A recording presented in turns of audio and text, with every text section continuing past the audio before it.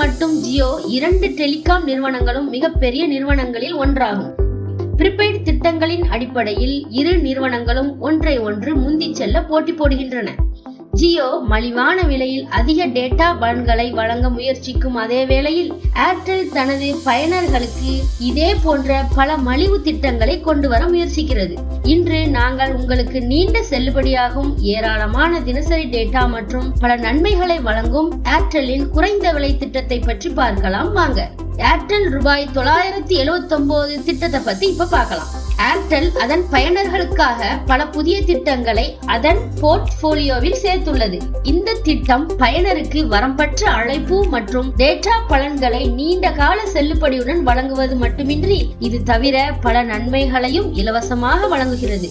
ஏர்டெல்லின் truly unlimited prepaid திட்டங்களில் சேர்க்கப்பட்டுள்ள இந்த பேக் 84 நாட்கள்